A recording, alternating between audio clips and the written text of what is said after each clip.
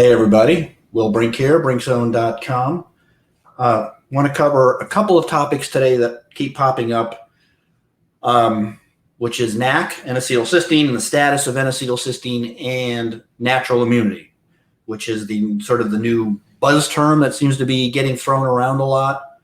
And I think people using it in some respects either don't really understand how it applies to COVID or what it actually entails, and I think they may be using it interchangeably with two different types of natural immunity. At least that's how it's coming across to me. I'm going to try to keep this video on the shorter side because my recent videos have been really pretty long, and what I'll do is just post a lot of resources underneath this video for people that really want to get into it. So I'm going to try to summarize it to the point where it's useful, and then you can look underneath the studies, the articles, videos I'm going to post. So let's get the first one out of the way, the easy one out of the way faster, which is NAC, which is N-acetylcysteine. Now, for people that don't know what N-acetylcysteine is, it is a precursor to the production of glutathione.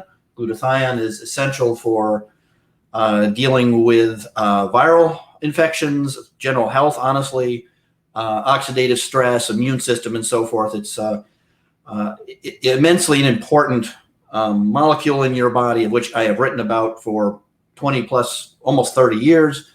I did a recent video with Dr. Gutman where we also discussed glutathione, whey, and NAC. So I won't go into great detail on NAC, but for those that are here that will probably already know what NAC is and want a sense of NAC as it applies to what the status is of NAC. So what I'm seeing a lot of online in general, some YouTube videos, various posts, comments, and some videos from people, and some people that honestly should know better. That is, some people that are at least connected to the industry in one way or another, that NAC is banned and banned by the FDA for sale, and that is wrong.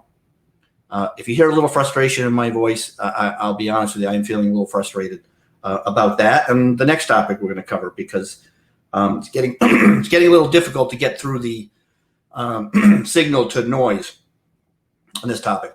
So, what is the status of NAC? As far as I know, which is as of now, NAC has not been banned for sale. So why do people think that?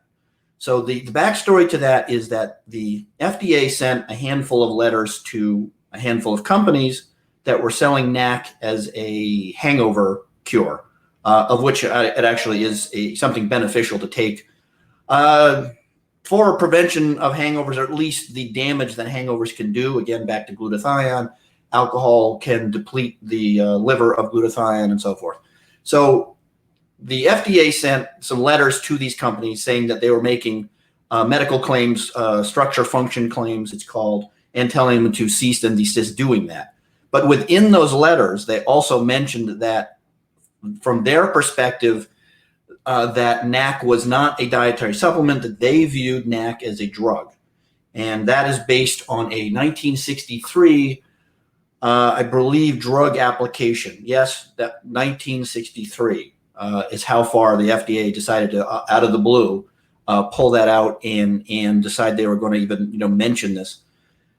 And that, for whatever reason, set people off to immediately making major claims that the FDA had officially banned the sale of NAC, which is not true. So the FDA, as far as I know, and I did ask a couple of people I know that own supplement companies, big supplement companies. One of them is a $200 million a year supplement company with a team of lawyers. The other is a smaller company in the $50 million range, one lawyer. If they knew of anything, new status-wise, and they said no, that as far as they knew, the FDA was examining their position, as you'd expect. The industry, got immobilized and went, wasn't going to wait around for the FDA to follow up on their position of it being a drug. And I will post an article below on that too, which kind of gives a nice overview of that. But the FDA having taken the position they view NAC as a drug does not mean that the FDA has taken any enforcement actions to remove NAC from the market. I guess I have to say it's like, does anybody get out of their house and go into a health food store? Because you can still find NAC on the shelves, people. I ordered some NAC, the other day from Life Extension. Now, NAC is heavily back ordered and hard to find these days, and that is due to a few obvious reasons. One is that people are now hearing about NAC as something that could be very beneficial with COVID. I also suspect that that may be why it has come on the FDA's radar a bit. Two, I think that, again, people feeling and scrambling that maybe it's going to get removed from the market and they won't be able to get it anymore, or perhaps buying extra and stocking up, understandable. But let me be clear that the FDA, as far as I know, has made no actual actions to remove NAC from the shelves. So NAC is not banned. It's just that the current position the FDA takes is that it is a drug. Now, that doesn't mean the FDA is not going to try to do that. I would not let our guard down at all. And I think that it's really important that the industry is especially aggressive because, for one thing, there is absolutely no serious side effects to NAC. I mean, not that you have to take an awful lot of it. And the worst of it, again, is things like, stomach upset and that type of thing. NAC used as for other that is not orally ingested, i.e. IV, of which it can be very effective. There's also for asthmatics it can be used and so forth, is considered a drug. You need a prescription for it, which I think is kind of ridiculous, but another topic. So right now, as far as I know, the FDA is reading up on, their position, what their future position is going to be. Obviously, talking with the industry, CRN and so forth, as to what they plan to do. And I think at the moment, I wouldn't panic, but I would certainly keep it in mind. As far as the importance of NAC and glutathione stuff, again, I'm going to post an important article below which outlines why NAC and whey, even may perhaps more so, is so invaluable to the benefits or the importance of reducing serious side effects, illness, and so forth of COVID, and honestly any viral infections. But it may be particularly important with COVID. So that's that. Hopefully that's that. You can leave comments and questions below, but that I hope clarifies it for people, because it's getting a little frustrating.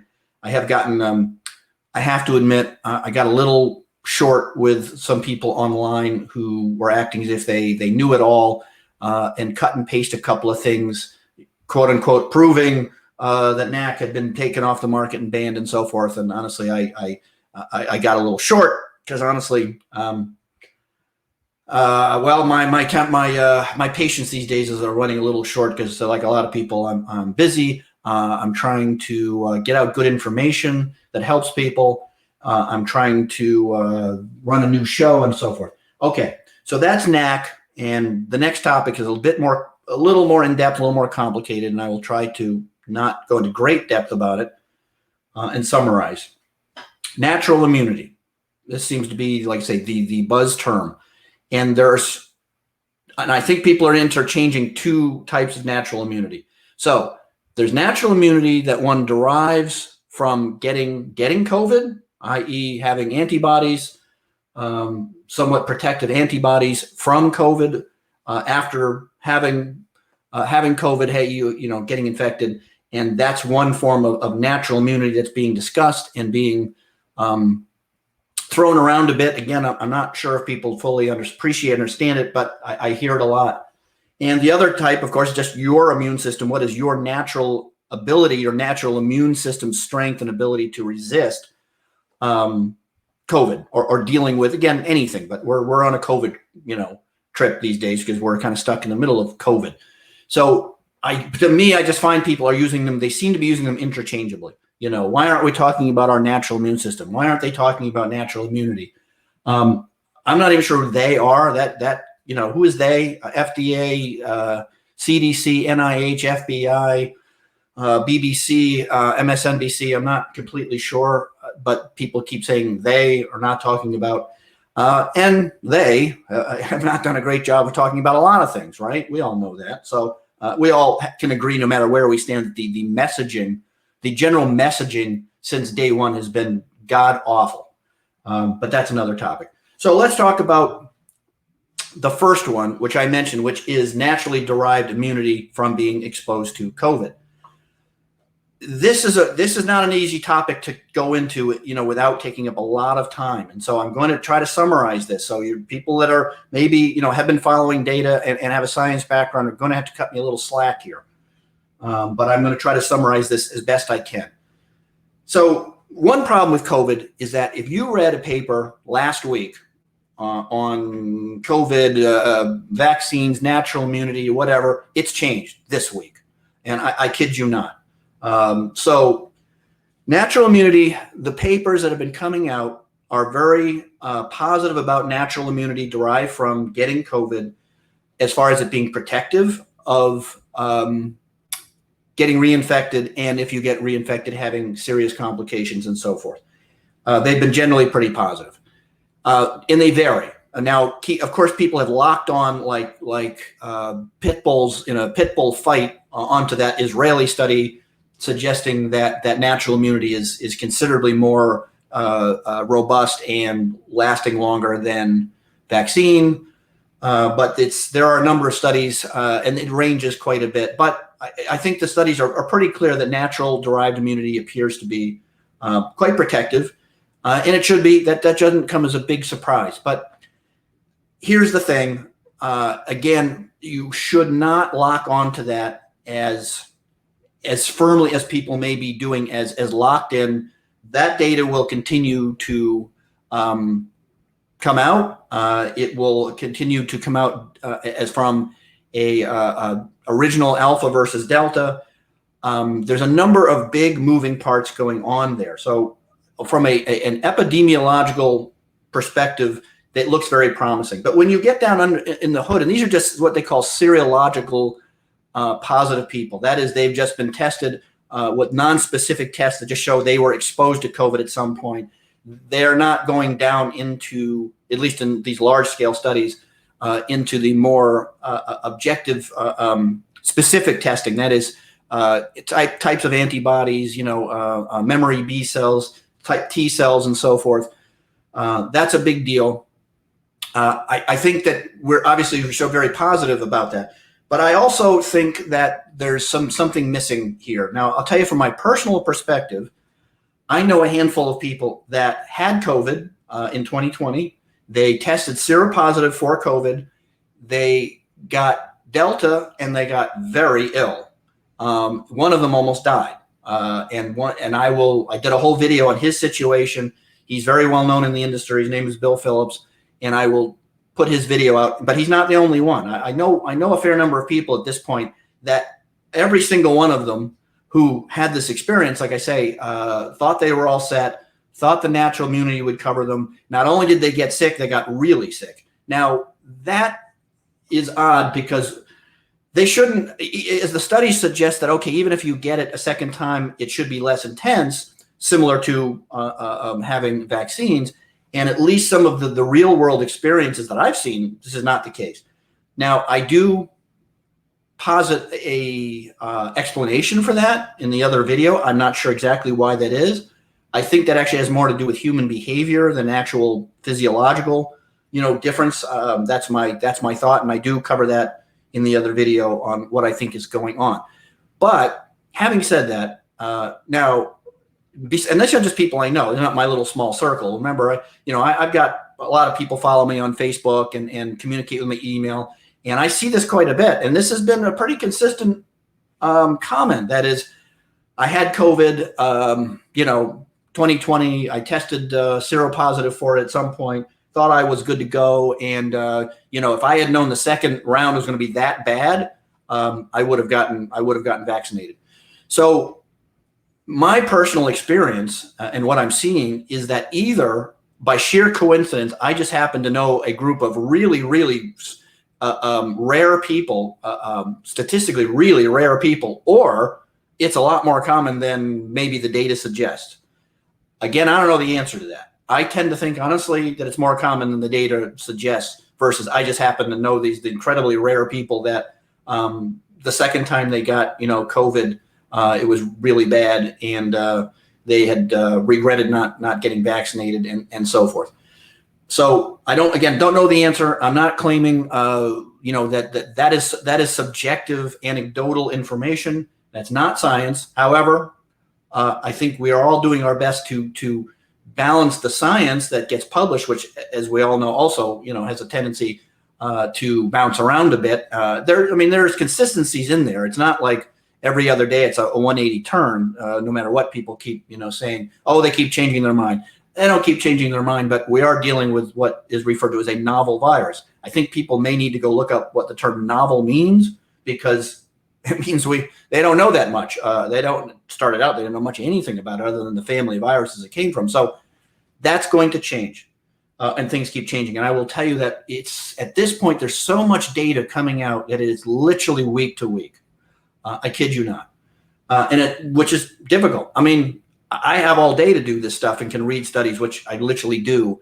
A lot of people, most people either don't, or either just don't have the science medical background for it, or they're too busy working and trying to keep people from dying from COVID and so forth. So there's not a lot of people that are actually able to spend most of their time trying to able to read these studies. So my point on the natural immunity is obviously it's a thing. I do think that it should be used as part of our national approach and strategy to, who we should focus on getting vaccinated and who we should not. I do not think, in my experience, and the data still is not that clear as far as how robust is natural immunity. That is, again, just because you show seropositive, all that says is that you were exposed at one time. It does not tell you how robust your response was. It does not tell you, where you're at with your response, or is your, immune competency or your long-term memory B cells, up to the task. It doesn't tell you really that much. Now, on a large-scale population-wide study, the studies are suggestive that those who show seropositive have some excellent protection. And I'm not ignoring that, and I think we should use it to our advantage. But I would say on an individual level, from somebody watching this video, I would not say, look, I already had COVID. I'm seropositive. I'm not going to worry about it, because I think that's a big mistake. And I will tell you that from my own experiences seeing what I'm seeing, like I say, either I know a group of really rare people, which I don't think is the case, or from an individual perspective, you definitely don't want to ignore the fact that you are not totally protected. The recommendation for people that have had COVID in the past that would like to maximize their protection is to get it probably at least one of the 2-shot protocols. That will probably that's probably the best of both worlds. Now, finally, before we move on to the other natural immunity, which is your own, you haven't had COVID, but why aren't we talking about people boosting their natural immunity to protect themselves, to defend themselves against, it being more than just, a bad cold and getting really sick. So the final point I'd like to make on that is there seems to be one really important point missing that people aren't appreciating as far as immune derived natural immunity, which is you have to get COVID. I feel like that point is kind of being missed. That, remember, to have that happen, you have to get COVID. You have to then be exposed to COVID. You have to take the risk, and if you have a mild case or just like a bad flu or whatever type case, which is most people. Remember, that is most people. I think that number is a lot lower with Delta, and that data will be coming out. But anyway, I think a major crux of this that a lot of people are missing is that to have that natural immunity and go on with your life means you have to have COVID. And I will tell you that a lot of people, most people, for example, that are jumping all over that Israeli study, have not read the study. Raise your hand if you've actually read that study. Not a headline, not an article summarizing it, not a talking head, but if you read that study, okay? Okay, I've read the study. The author of the study is very clear that they do not recommend that strategy. That is, even if natural immunity has a greater protection, they do not recommend the strategy of ignoring vaccines and getting COVID to earn that, because statistically speaking, it's a much riskier thing to do. I don't think that's rocket science, but anyway, I just think that point is being missed. Two, I will post below, if I can find it, there was actually an interview with that researcher, an Israeli researcher who posted that. There's a nice interview that somebody else did, lady doctor, I forget her name, but I'll try to post that for you. In his own words, what he thinks of the data that he generated and what his thoughts are on natural immunity. So don't take other people's words or talking heads or whatever. Maybe we should listen to the researcher who actually discovered it or found that. That study needs to be replicated. I personally don't tend to think that natural immunity is that much more effective than vaccinated immunity. But again, you're talking about time. You're talking about waning immunity as time, natural or otherwise, it does wane and does change. There's a lot of moving parts there. The age of the people in the study, comorbidities that one group might have had, the other didn't have, and on it goes. You cannot just make giant leaps of faith. So that's my main point on the natural immunity, which is, even if it's as good or superior, whatever, you remember you do have to go get COVID to do that.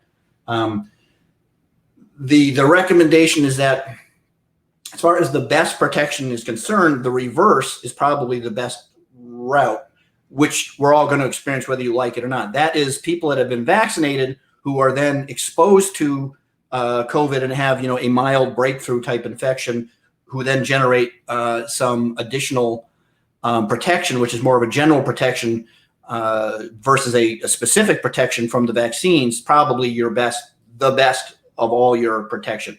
It is not recommended to do it in reverse, which is get COVID if you can avoid it, and then vaccines and so forth. So that's the advice out there, for someone that wants to know how that works. I will tell you that statistically speaking, with Delta, due to the R naught value, it's called, it's not a matter of if, but when you and everybody else out there experiences Delta. This is not. This apparently is no longer a question of if, but when. So, how prepared are you? It's up to you. Okay, so let's go on to the next one, which is why aren't they, or natural immunity, your natural immunity, should be talking about boosting that and supporting that, and why aren't we doing a better job of that? Well, that is a good question. It's a very fair question. I have my thoughts on why, but it's rather just, sorry, my shirt is binding on me. I have some thoughts on that. I don't think we really can't cover it. I think what we just have to cover briefly is what to do. So, how to sort of boost in a nutshell. Again, I'm going to put some links below for people that want to get into it. So literally, from a statistical point of view, the number one thing you can do for your natural immunity to have a mild case of COVID versus a serious case of COVID is don't be fat. Seriously, don't be fat, okay? That has been consistently in the data that the people that get themselves into serious trouble, hospitalizations, intubated, long-term COVID, organ damage, death, what have you, is people that are obese and, of course, related. And these aren't diabetics. These aren't people with any other comorbidity other than just being obese or carrying some.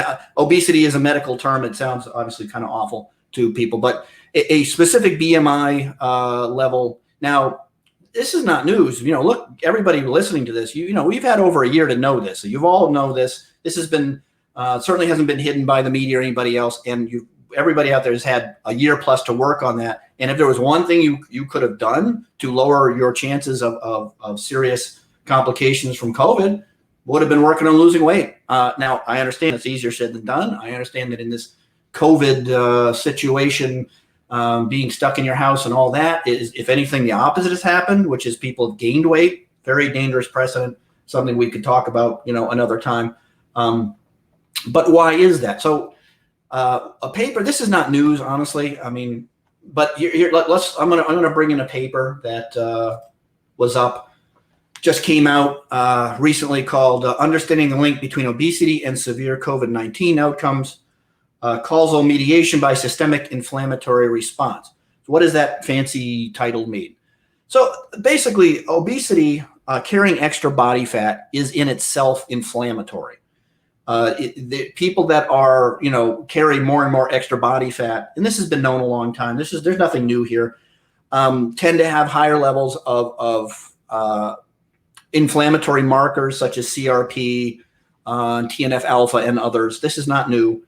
And as people may be aware, when you talk about things like cytokine storm and what have you, that is your inflammation, a runaway inflammatory response.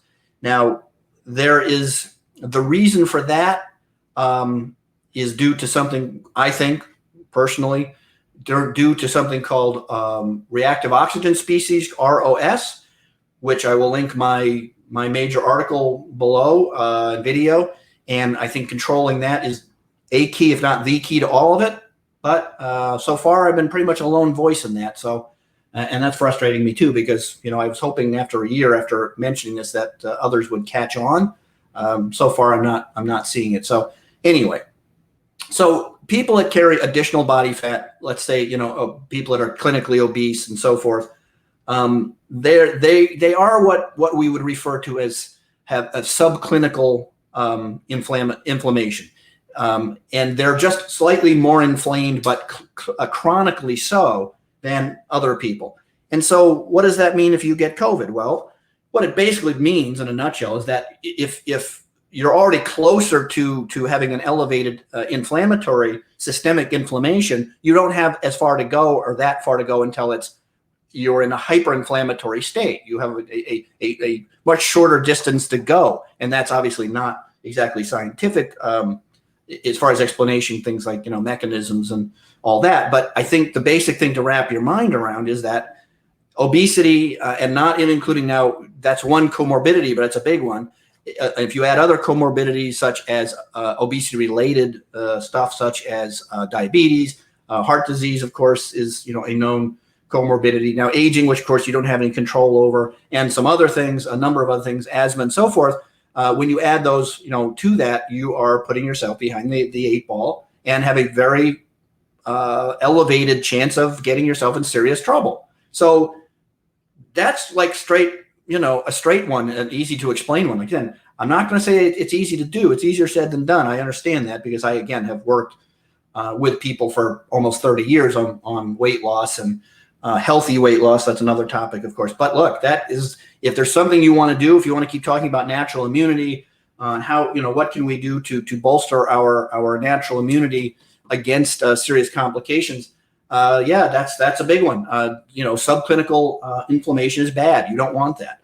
Okay, so I'm going to take this paper out. Well, actually, I guess we can go through it, but I will link it below this video so you don't have to read it. But, basically under conclusions, finding support systemic inflammation pathways and obesity associated with severe COVID disease, particularly in patients over 65, which makes sense because that's an additional comorbidity, captured by CRP and ESR. So CRP is a C-reactive protein. It's a good general indicator of systemic inflammation. It's not a good it's not a particularly targeted pathway of inflammation. It's merely a general indicator, and then you can look at specific things like IL-6 and TNF alpha and so forth.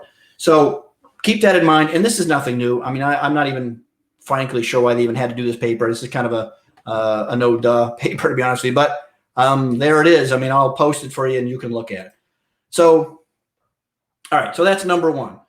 Other things you can do would be, of course, to take specific supplements, which I list in my article. I think that's a no-brainer, of course, and there are some that are definitely more specific than others. Of course, some people know C and, of course, D, zinc. Magnesium is an important one indirectly. NAC or whey. There is some debate there as to which is better. I honestly take both. And there's a whole list. There's a long, long list of supplements you can take. Those are the basics as far as I'm concerned. I mean, if you're not taking those right now, you're doing it wrong. And that's That is honestly my opinion. There's a bunch of others that I take and other people take that I will list to. There's various herbal things. There's a number of natural things like quercetin and so forth. So that's a long list that you can decide how much of that you're willing to take and how much money you want to spend and all that. How much data is available to support them. But that would be an obvious one. The other one is exercise. Now, I know that when people hear exercise, some people, not all of us, but a lot of people will hear this and go, oh yeah, exercise, of course, is good for you. We know that, sure.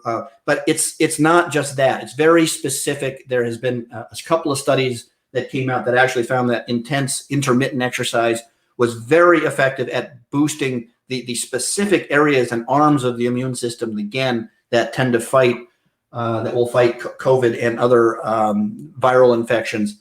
And regular exercise is, of course, a must for everything. We all know that. But if you want to actually do something, make some steps forward and say, okay, I want to reduce my risk as much as I can, within my power. Again, regular exercise is a must. Stress reduction, of course, is, again, that's a really big one, sort of undervalued, but underappreciated. There's what I'm looking for. Because, of course, again, chronic stress leads to chronic cortisol. Chronic cortisol is immune suppressive. It causes, of course, elevation, things like triglycerides, blood pressure, and so forth. So that's something that, again, that we have to take time out. You have to take time out to actually put some time aside and work on, stress reduction. And whether that's, breathing, mindful meditation, taking a walk with your dog, what have you, you got to find what that is, but it's legit and it's big. It's a big one. And again, this is not crystal hocus pocus astrology stuff. This is science. This is hard data. Mindful meditation is a big one, of which there are some really good studies there. So those are some of the things. Obviously, nutrition always plays a big role, but I kind of feel like that's a no-brainer. There are, of course, some medications that you can look into. I don't want to cover that here because when you start talking about medications, you really have to be careful. And of course, there's contraindications. There can be conflicts with medications. You're, of course, taking chances by mentioning those. And I want to get into the more controversial stuff. I don't know if ivermectin. Hopefully, that doesn't get me pinged. And finally. And last but not least, getting vaccinated. If you don't want to get vaccinated, that's on you, and that's your choice. I talk about that in other videos. If you do all the other things that I mentioned prior to this, and you really follow through with it, and you don't have comorbidities and stuff, then you are potentially, statistically very unlikely to have serious problems. You should be fine.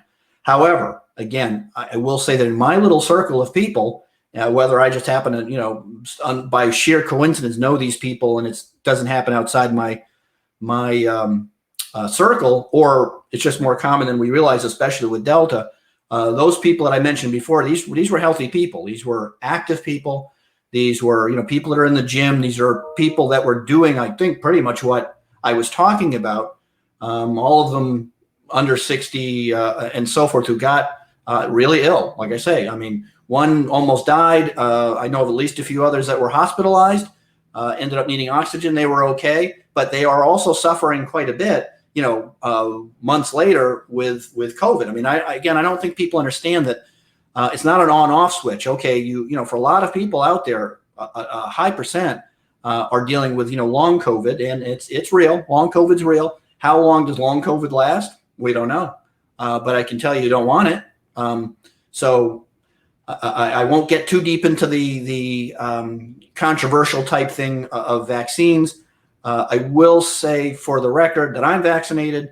I'm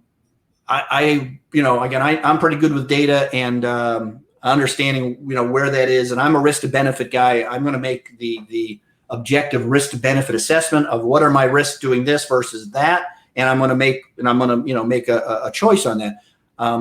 I recommend others do who can, but I will tell you again for the record, we will not vaccinate our way out of this. Okay, this is not a cure.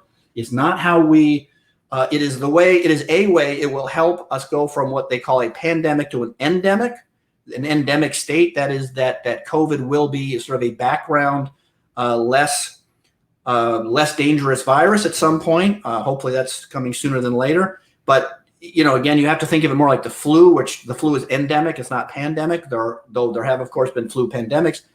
And but the way that we really get out of this on individual level, especially, is everything I'm talking about, which is taking good care of yourself, taking the right supplements, exercising, eating well, and focusing on taking best care of yourself overall and reducing your comorbidity, aspect of which you have control over. Some of the things you do not have control over. People don't have control over their age. They don't have control over, if they're dealing with cancer and their immune system is suppressed, they don't have control over a lot of things. And for those people, obviously they're high risk and they obviously should be vaccinated without question. So there's my answer. I hope I answered the difference between vaccine-derived immunity versus quote unquote natural inherent immunity that we have some control over. Don't lock onto immune-derived immunity just yet. Again, there's a lot of moving parts as to what that really means and what that doesn't mean in long term, and how protective that is and so forth. So I think that's it. I'm going to jump off, and I will leave. For those that have a lot of questions, I'm sure this raised as many questions as it did answers for some people, and hopefully the extensive resources I will leave below this will do the trick for you. So that's it for now, and I'll see you guys on the brink soon.